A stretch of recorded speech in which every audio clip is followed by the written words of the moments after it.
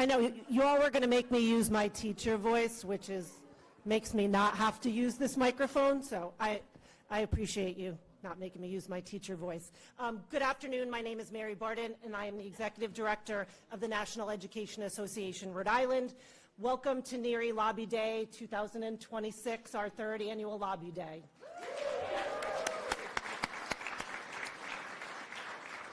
Before we get started, I want to thank some people in the room. First, and most importantly, thank you to the incredible and dedicated members of NEA Rhode Island who are here to do the work of advocacy for their students and their colleagues. Next, I would like to thank NEARI President Val Lawson and my friend for her tireless efforts on behalf of all NEARI members. I would also like to thank the elected officials who took their time to be with us today.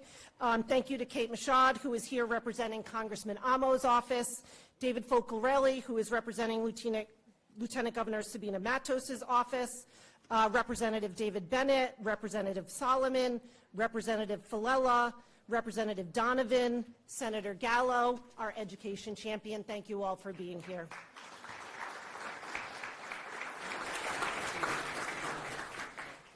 The National Education Association is 12,000 members strong. We are Rhode Island workers in K-12 school buildings, on higher education campuses, in municipal buildings, and at the Department of Health.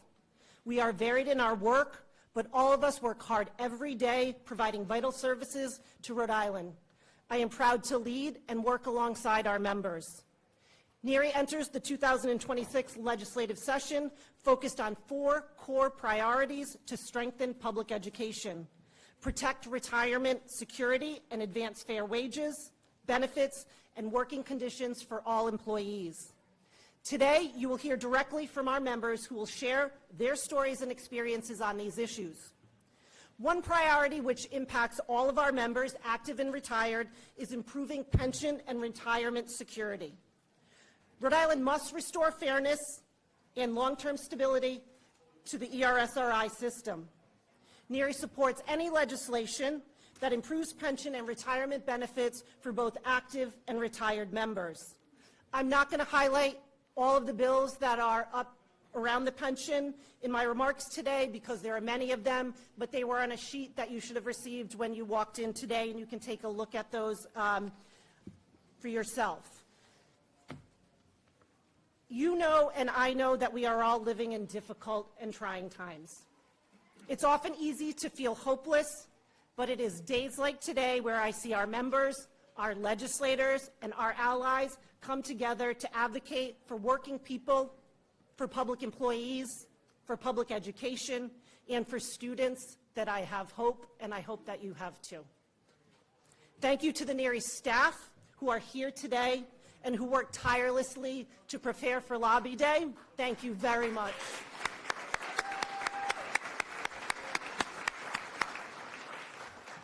So now you're going to hear from NEARI members on our core priority issues, and at this time I would like to invite up Naya Mitnick, a teacher at Barrington High School.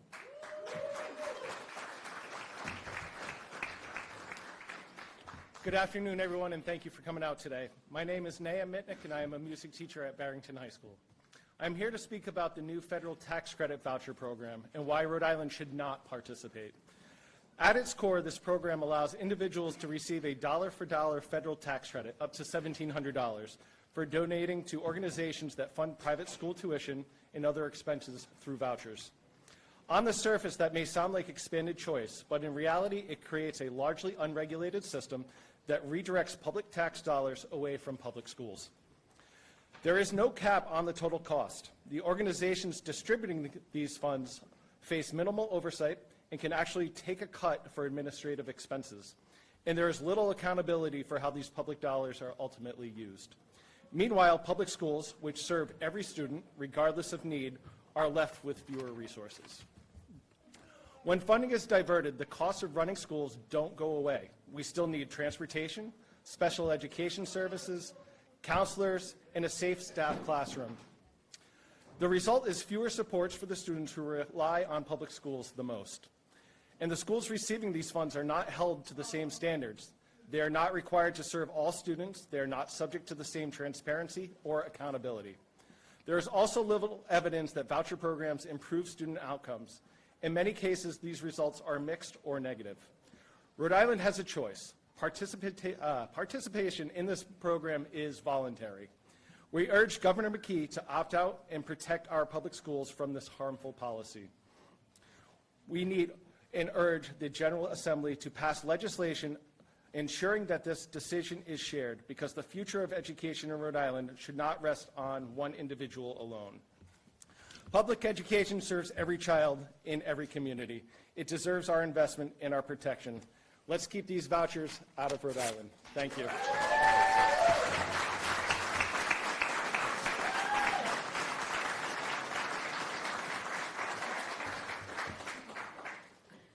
Good afternoon. My name is Karen Potko, and I am a teacher assistant in North Kingstown and president of the North Kingstown Educational Professionals Union. I've spent the past 7 years working as teacher assistant, and after a 30-year career in private industry. When I entered public education, it was my first time working in our schools, and it changed my life. Every day I see firsthand the difference educational support professionals make. We help students reach breakthroughs, whether it's in reading or math. We support their social and emotional well-being. We are often the steady, trusted adults for students who need the most care and attention. This work is deeply meaningful, and it is essential to student success. Educational support professionals work side by side with teachers in our classrooms, supporting students with the greatest needs and helping schools run every day. But despite the critical role we play, our schools remain underfunded, and ESP wages have not kept pace with the rising cost of living. This creates real challenges, not just for ESPs, but for the students who rely on us. When funding falls short, districts are forced to make difficult decisions, and too often it is staffing and student support that are impacted. We want strong schools, and we must invest in them. That means increasing funding for public education, ensuring municipalities pay their fair share, and passing legislation to revise the education funding formula so that it truly reflects students' needs. Our students deserve the support of fully staffed, well-resourced schools. Our communities deserve strong public education systems. And educational support professionals deserve to earn a living wage for the essential work we do. I urge the General Assembly to support the increased school funding outlined in Governor McKee's budget and to pass legislation to improve the funding formula. Because every student deserves the support they need to thrive, and every educator deserves the resources to help make that possible.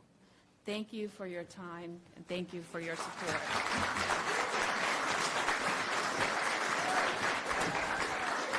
I have a few other legislators in the room that I would like to acknowledge and thank for coming. Representative Fogarty, Representative Shawcross-Smith, Representative McGaugh, Senator Chacon, Senator Takoyan, who's my father's senator in Smithfield, Secretary of State Greg Amore, Senator Bell, and Rob Craven, who's representing General Treasurer Diosa. Thank you all for being here.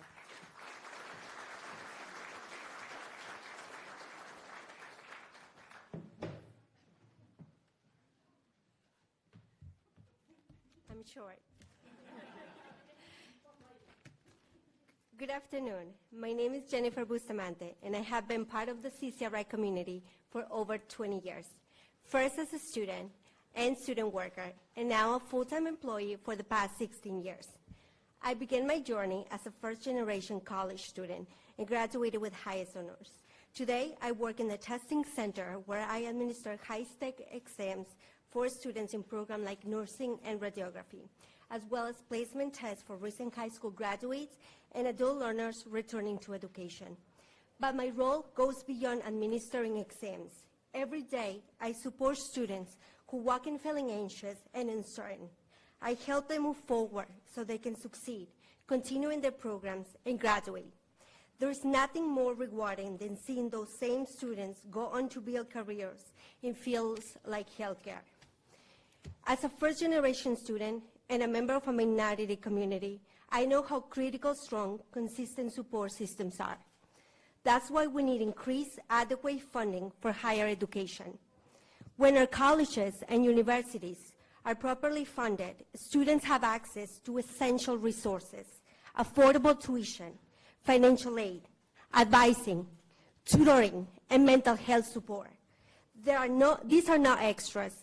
They are critical to student success. In my own work, adequate funding means updated technology, improved testing environments, and enough staff to support every student.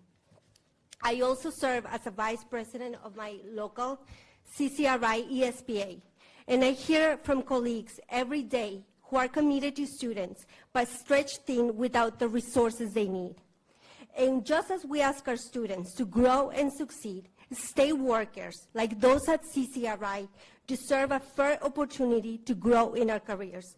And that's why we urge the General Assembly to pass the desk audit bill to ensure a clear, equitable path for advancement.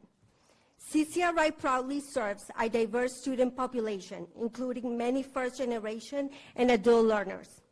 To meet their needs, we must fully and properly fund our institutions. I urge the Governor and the General Assembly to commit to increase adequate funding for higher education so we can support students, strengthen our workforce, and build a better future for Rhode Island. Thank you.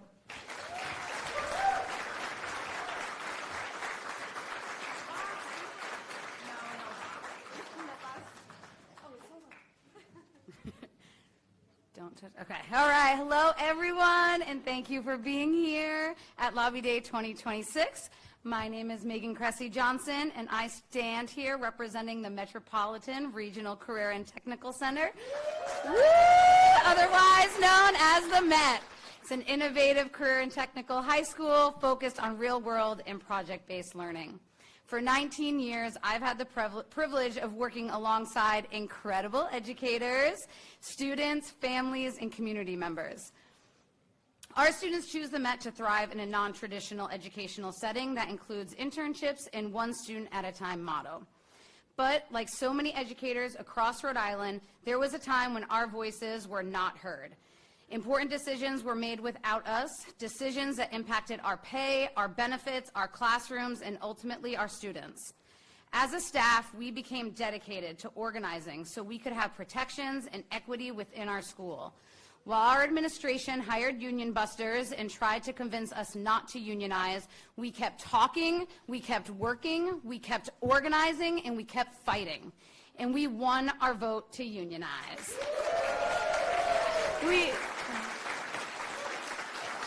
And we now have a voice at the table. NEARI has been an incredible support to our team in the fight to unionize and in negotiations. Unionizing has made us stronger, giving us more collective power and voice. But our work is just beginning. Our school, like all of yours, is struggling with growing student needs, and we need more funding from the state to provide our students with the high-quality education they deserve. We stand in solidarity with our fellow NEARI educators to advocate for fair working conditions, more funding for our schools, so every student can thrive in every school. Educators are the heart of these schools, and our voices matter. To our elected leaders, our students cannot wait. Our schools cannot keep doing more with less. If we truly believe every student deserves to thrive, then Rhode Island must fully and fairly fund public education. We also need you to stand with workers who are organizing for a voice on the job. I urge you to pass the state sector neutrality bill so when public employees choose to form a union, they can do so freely and fairly without interference and intimidation. Yes. No educator should have to endure the kind of tactics we faced just to have a seat at the table. We are proud to be union educators. We are proud to stand together, and that is why we are all here today, to make sure our voices are heard for educators, for our students, and for our communities. Now let's go talk to our representatives. Whose house?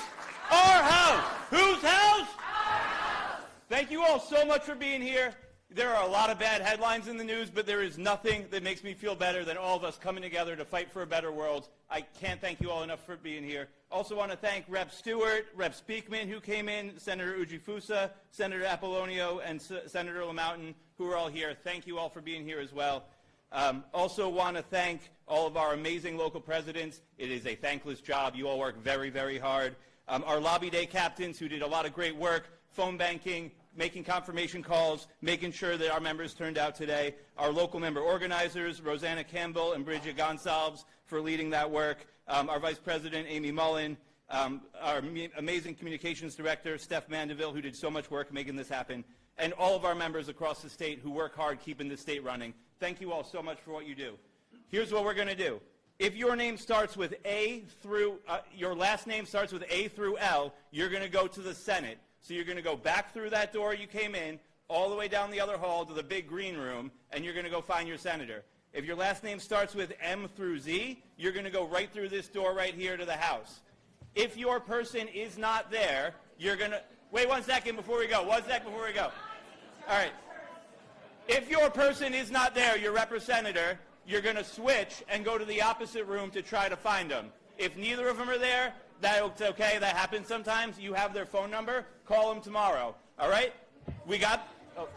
Oh, yeah, and at 4:30, well, when we're done, when the gavels come down, you leave the chamber that you're in. We're going to meet in the rotunda for a picture. We got it? Whose house?